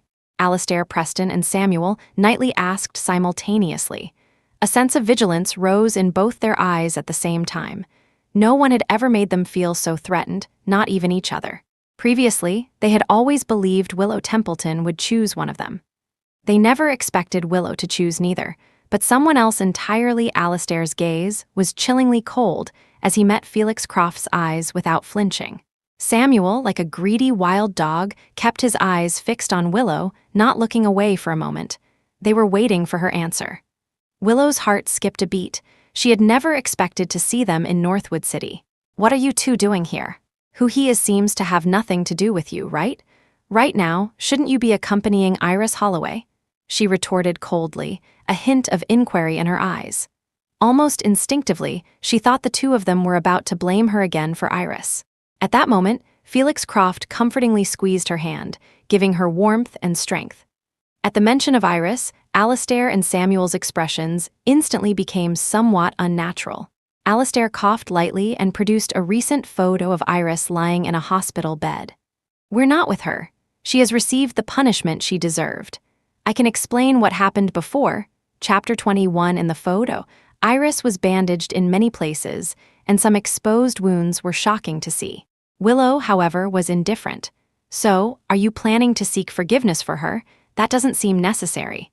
She didn't feel there was anything left to explain, so she tugged at Felix Croft's hand, signaling that they could leave. Just then, Samuel Knightley tightly gripped her other hand and quickly explained, "We're not here to ask for forgiveness for Iris. What she's going through now, she deserves it. We were deceived by her before, that's why we were so cold to you and nice to her." Samuel and Alastair took turns supplementing each other's explanations of everything that had happened during this period. Because they were afraid that if they didn't explain soon, they might truly lose Willow. Two pairs of distinctly different eyes held the same sincerity. However, Willow felt not a shred of emotion, only finding it utterly ridiculous. Were they joking or trying to deceive her? She couldn't help but sneer. "Is this your explanation? It's far too laughable. Even if everything you're saying is true, the harm I suffered was real. I don't want to forgive you, and it's impossible for me to forgive you." Willow had grown up with them. She naturally knew they were telling the truth. But precisely because of this, it made her feel that their love for her was truly disgusting. The past they shared, which she once cherished immensely, was now completely rotten. They claimed to love her, yet they had done nothing but hurt her this past year. Her heart was made of flesh and blood. She couldn't be hurt repeatedly and still love them unreservedly. Therefore, she had completely let go. But now, they were telling her that they hurt her because they loved her. How ridiculous. Willow laughed and laughed, wiping away the tears that welled up at the corners of her eyes. She felt sorrow for her past sincerity. Felix Croft comfortingly pulled her into his embrace, gently patting her shoulder. Alastair Preston, Samuel Knightley, mature people who love someone would never treat their beloved with harm. If you truly liked Willow, you wouldn't have hurt her like that. Also, allow me to introduce myself. I am Willow's fiancé. As soon as these words were spoken, Alastair and Samuel froze on the spot. They could hardly believe what they had heard. The emotion in Alastair's eyes shattered. He gritted his teeth and squeezed out a sentence. "Willow, you tell me if this is true or false. As long as you say it's false, I'll believe you." Willow also looked at Felix Croft with some surprise. He gave her a reassuring look, and Willow immediately understood, leaning into his embrace and naturally intertwining her fingers with his. "Isn't it obvious enough how we are? My parents arranged our betrothal long ago. Now, he is my fiancé." Seeing the impenetrable atmosphere between them, Samuel's eyes turned red with anger. "Let go, Willow, be good. A childhood betrothal can't be taken seriously. We love you very much. Don't deliberately find someone to make us angry." Saying that, he reached out to try and separate their hands. "This joke isn't funny at all. We did something wrong, punish us however you want, but just don't do this. We can't live without you." Alastair also approached, his face grim. Willow's expression changed slightly. She instinctively said to Felix, "You should go first. I'm afraid they might get violent. The two of us might not be able to handle them." Chapter 22, seeing the wary look in Willow's eyes, Alastair Preston and Samuel Knightley both felt a sense of defeat. Were they really the kind of people in her eyes who would resort to violence so easily? Felix Croft stood in front of Willow. He simply made a phone call, and within a minute, several bodyguards appeared, twisting Alastair's and Samuel's arms behind them, preparing to take them away. "Don't worry, Willow, everything will be fine." Alastair struggled and rushed to Willow, grabbing her hand. "Come with me, leave this place, let's go home. We dropped out of university for you. If you like Northwood, we can get in here for you, but you can't be with him." His voice was extremely cold, carrying an air of irrefutable authority. Samuel also tried to rush over but was held back by the bodyguards, unable to move. His eyes were fixed intently on Willow, as if she were the only thing in his life. But she knew that wasn't the case. She didn't need their kind of love. "Let go. I won't go with you. Your dropping out has nothing to do with me. It was your own choice. I don't like you anymore, haven't for a long time. Don't you understand yet?" The blunt rejection thoroughly broke the hearts of the two men. The resistance in Willow's eyes was starkly evident. Felix Croft's azure eyes deepened, and he forcibly pried Alastair's fingers open, one by one. Then, the bodyguards quickly moved in and restrained Alastair. "Willow doesn't want to go with you, so don't force her." Right in front of Alastair and Samuel, Felix Croft took Willow's hand and walked into the private dining restaurant. "Are you okay?" His gentle voice soothed all the panic in Willow's heart. She shook her head. "I'm fine now, thank you for your help." The two sat at the dining table, eating quietly. Their tastes were very similar. All the dishes on the table were to their liking. Felix Croft frequently paid attention to Willow's preferences, picking up food for her and refilling her tea. Seeing the slight upward curve of her lips, Felix Croft also gave a minuscule smile, then discreetly glanced towards a hidden corner. "Willow, there's a little something on the corner of your lip. Let me help you." His slightly rough fingertip brushed against Willow's soft cheek, leaving an indelible sensation. She froze instinctively, taking a moment to react. "It's gone." Felix Croft chuckled softly and continued eating. However, in the corner, Alastair and Samuel, their mouths tightly sealed with tape, were so agitated their eyes turned red and bloodshot. How could he do that? The ropes binding Samuel tightened, almost leaving marks on his body, yet he seemed oblivious, his eyes solely fixed on Willow. Alastair was no better, extremely anxious, still trying to find a way to escape. They had to get Willow back from their perspective. Through the partially obscured screen, it looked like they had just been kissing. Felix Croft initiated it. Willow would never be the proactive one. She didn't like him. Both of them repeated this self-deception in their minds. After struggling for a long time, just as they were about to escape, they were once again tied up by the bodyguards. On the other side of the screen, the two were conversing happily, with occasional intimate gestures. Their atmosphere so harmonious it was as if they had been in love for a long time. However, here, Alastair and Samuel looked at each other's faces with nothing but annoyance. Gazing at each other's disheveled state, they only hated their own powerlessness. Chapter 23, Northwood City was the Croft family's territory. The Preston and Knightley families were unwilling to provide assistance. At this moment, Alastair Preston and Samuel Knightley were no different from ordinary university students. As long as Willow Templeton was unwilling to leave, they couldn't even forcibly take her away. They hated their own incompetence. Yet they also realized with stark clarity the gap between themselves and Felix Croft. Previously, they had prided themselves on being geniuses, thus looking down on everything. Even towards Willow, they had always been extremely confident. They never thought she would one day escape their control. But Willow's actions had completely shattered all their confidence. She had already disengaged from this tangled relationship, leaving only them struggling in place. Alastair and Samuel exchanged a look, seeing the unwillingness in each other's eyes. After an unknown amount of time, only when Willow had finished her meal were they escorted back to Kingsford by the bodyguards. The two were unceremoniously dumped at their respective doorsteps. Before leaving, the bodyguards left a final word. "Mr. Croft advises you not to disturb Miss Templeton again, or you will face the consequences." Alastair silently picked himself up, completely disregarding the warning. Not entangling themselves was simply impossible. As for Samuel, he had just been sent home when Kenneth Knightley locked him up. Blow after blow of family discipline rained down on him.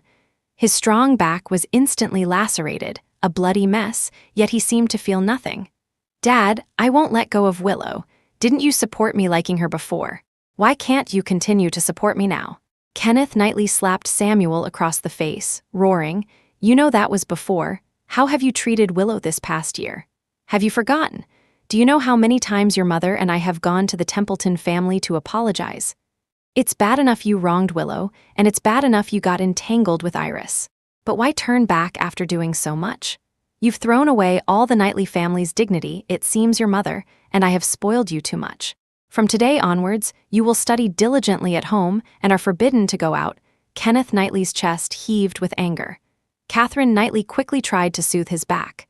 Samuel, however, remained stubbornly unyielding. "Dad, Mom, I wronged Willow before.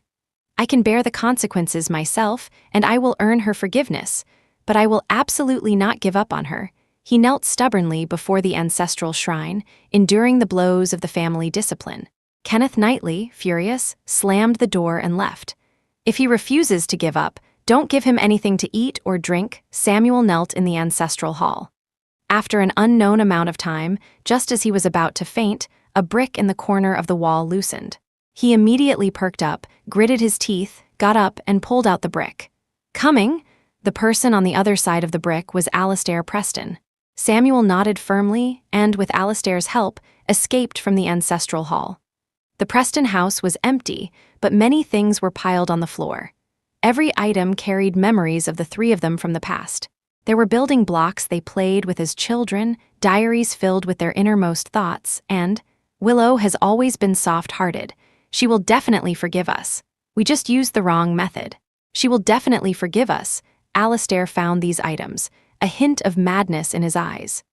Chapter 24, Samuel looked on, remaining silent for a long time before finally saying with difficulty, "Let's team up." If it were before, the two, standing on opposing sides, would never have uttered such words. They were too busy competing. How could they possibly cooperate? But now, facing the same enemy, Felix Croft, only by cooperating did they have a chance to win Willow Templeton back. Alastair glanced at Samuel and gave a firm. In just 3 days, they sorted through all their past memories. Looking at the several boxes filled to the brim with items, they suddenly froze. For some reason, an immense panic filled their hearts. Instinctively, they remembered the toy veils and dolls Willow had thrown into the trash that day. Was it really because they were moldy? All of theirs were still well preserved. How could hers possibly have gotten moldy? Everything that had happened in the short 2 months before school started replayed repeatedly in their minds. Although a vague answer had already formed in their hearts, they subconsciously avoided it, unwilling to admit it. The three of them had grown up together. This bond was unbreakable. She wouldn't completely let go of them. Alastair and Samuel both consoled themselves with this thought. Not long after returning to Kingsford, they secretly made their way to Northwood City again. In the library, there was a small private room exclusively for Felix Croft. He and Willow sat facing each other, studying independently, occasionally exchanging a few words. After recognizing Felix's extraordinary abilities, Willow came to study with him almost every day. The knowledge not covered in textbooks and that teachers couldn't fully impart, the erudite Felix was an excellent resource for. Willow wished she could be by his side every moment, learning from him.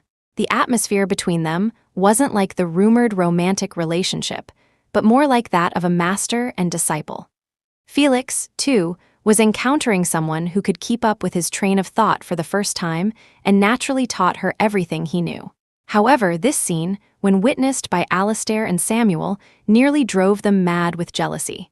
They had constructed a giant building block castle made of flowers. The castle was transported outside the library. Inside, countless gift boxes contained mementos of their years together. Innumerable candles twinkled like stars, making the entire castle look even more dreamlike. Alastair and Samuel were both meticulously dressed, wearing suits of distinctly different styles, yet equally eye-catching. They held bouquets of flowers, waiting nervously. However, after a long wait, several students had gone up to call Willow, but she never came down. At this point, Samuel could wait no longer and shouted loudly towards the upper floor. "Willow Templeton, I, Samuel Knightley, am here to fulfill my previous promise. You didn't hear my confession last time. You can't miss it again." Many students were attracted by the commotion and craned their necks to look. Alastair then spoke. "Willow, you promised me before that you would choose one of us to be with. Now is the time to choose." Upstairs, the protagonist, Willow Templeton, felt not a shred of emotion upon seeing this scene. She directly called the police, citing a fire hazard and public disturbance. Felix Croft also helped find the school's administrative staff and conveniently called for a water sprinkler truck. "Do you remember the truth or dare game at the class reunion? I said that on the first day of school, I would throw away 2 things. That was you too. No matter how many times we redo this, I won't choose either of you." Willow came downstairs, stood opposite Alastair and Samuel, and said coldly. As soon as her voice fell, the sprinkler truck arrived, and a stream of water gushed out, instantly extinguishing all the candles. Alastair and Samuel were also drenched like drowned rats. Chapter 25, Felix Croft, with quick reflexes, pulled Willow Templeton into his arms, shielding her from all the water. The beautiful and dreamlike confession scene instantly turned into a chaotic mess. The flowers, washed by the water, lost countless petals. The gift boxes were soaked, including some of the items inside, which were dripping wet. A meticulously prepared confession ended in disarray. Alastair's hair, plastered to his forehead, was still dripping water. His stern face was extremely embarrassed. His pale, thin lips moved slightly, his voice barely a whisper. "Willow, I'm sorry. We were wrong about what happened before, but can you give me another chance? I've liked you for many, many years. Look, these things are proof of my love for you. Don't be so cruel, I beg you." Saying this, he knelt on one knee and took out the familiar heirloom box. "This pair of jade bracelets can only be yours. If you don't want them, I'd rather smash them." The pair of emerald green bracelets was elegant and opulent, but Willow felt no stirring in her heart. Samuel, beside him, also quickly spoke. "Willow, I'm not asking you to choose between us anymore. As long as you leave Felix Croft, we are willing to love you together. You don't have to struggle. We are both yours." Samuel's dark eyes were filled with an unquenchable obsession. He then similarly took out the heirloom jadeite necklace. Many onlookers murmured amongst themselves, but Willow remained unmoved. Instead, she found their words utterly absurd. "Are you insane? Any feelings I had for you were personally extinguished by you long ago. Don't even talk about forgiving you, let alone getting back together with you. It's impossible. Get that idea out of your heads. Those heirlooms are your things. If you throw them away, it has nothing to do with me. I don't need them." With that, she decisively slapped each of them across the face. Samuel's face turned deathly pale. Already seriously injured, and now hit like this, he could no longer hold on and fell straight towards Willow. However, she unhesitatingly took a step back, letting him fall to the ground. Her cold action thoroughly pierced Samuel's heart. Even Alastair was momentarily stunned. At this moment, Willow spoke to them one last time. "Alastair Preston, Samuel Knightley, don't come looking for me anymore. I've long since moved on. To me, you are just friends I used to know. I might be with someone else, get married, have children, but that person will absolutely not be either of you." After speaking, she unhesitatingly turned and walked away. Even when she accidentally stepped on a hand-woven bracelet the 3 of them had made together in the past, she felt no pain at all. Her resolute attitude was clear enough. Alastair stared intently at her retreating figure, still unwilling to give up, wanting to chase after her. Just then, several police officers got out of their car and inquired, "Excuse me, who reported this? Who is responsible for all these items?" After some questioning, the police took Alastair and Samuel away. One police car couldn't fit so many people, so Willow and Felix offered to drive to the station to give their statements. The group headed to the police station. But at that moment, an old van suddenly sped towards the police car. Chapter 26, Felix Croft's driver was a retired Special Forces soldier. He reacted swiftly, skillfully maneuvering the car to dodge the oncoming van. However, the police car wasn't so lucky.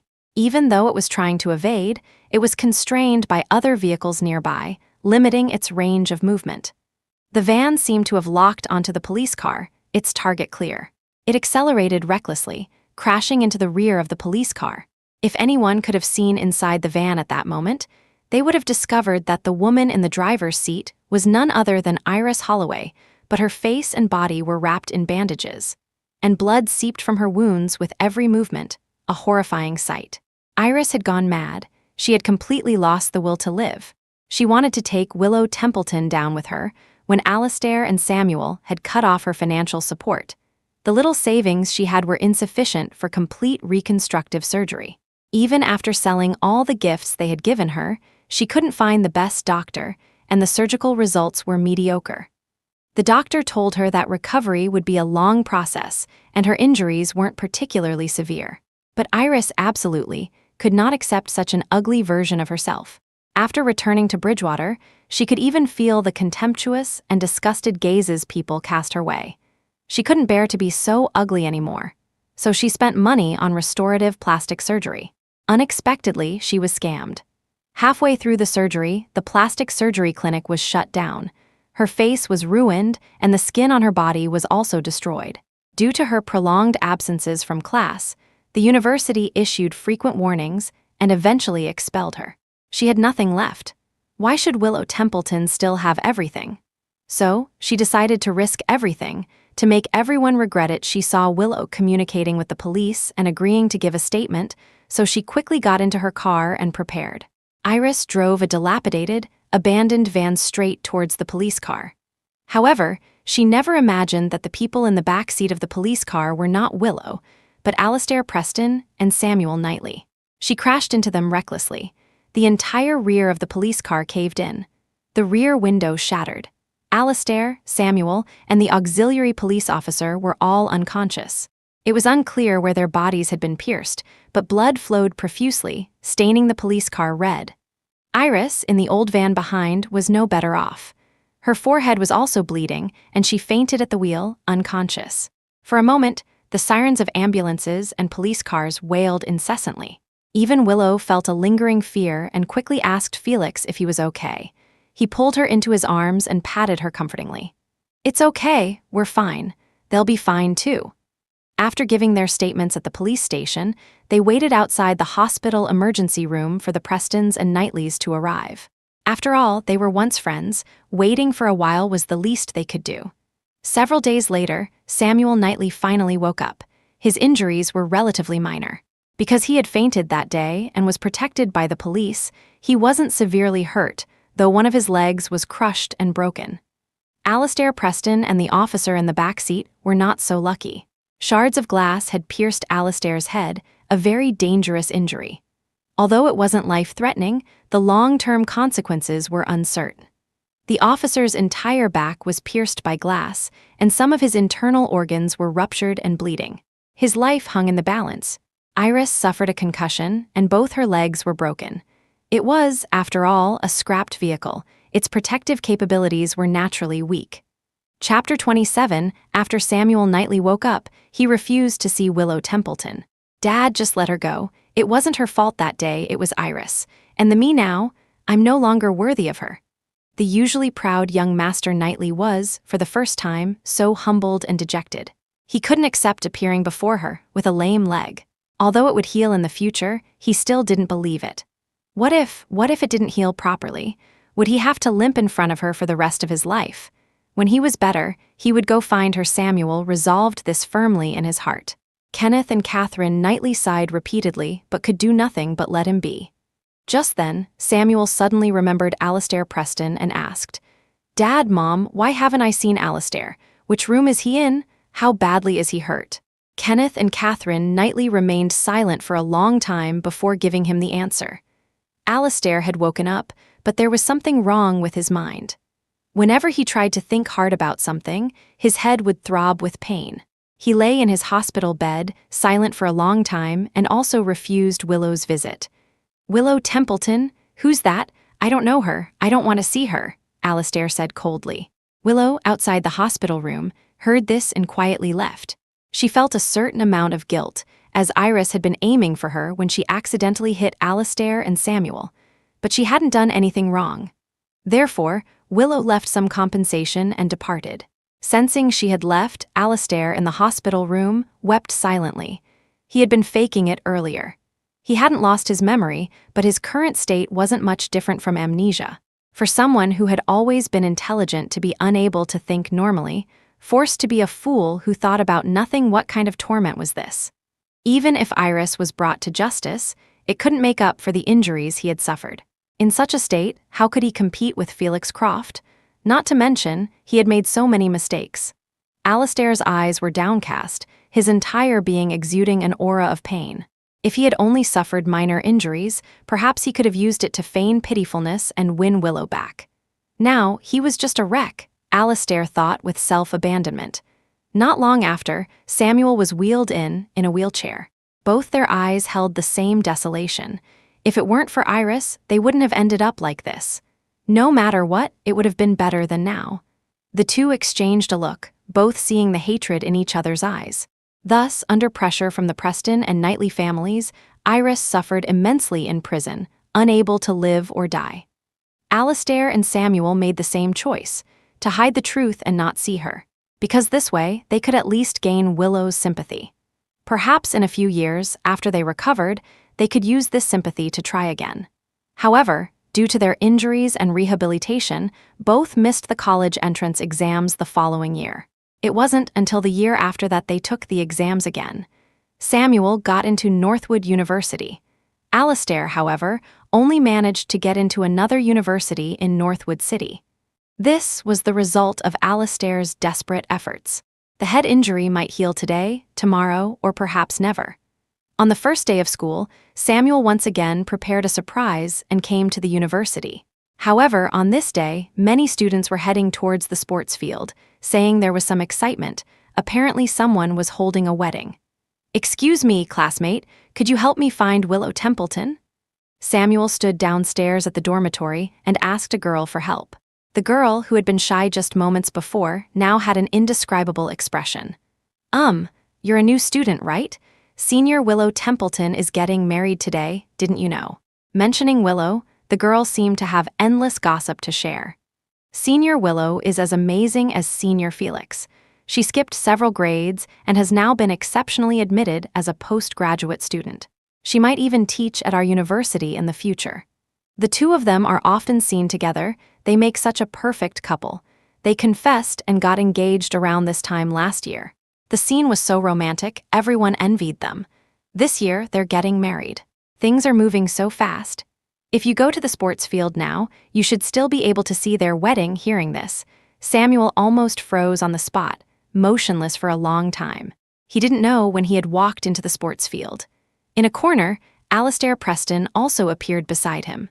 They looked at the girl in the pure white wedding dress not far away, the longing in their eyes never dissipating. But they both knew it was too late. "Now, please, bride and groom, exchange rings." Willow Templeton and Felix Croft exchanged rings. The next moment, they embraced and kissed. Countless people cheered. Felix Croft swept Willow into his arms bridal style and ran towards the edge of the crowd.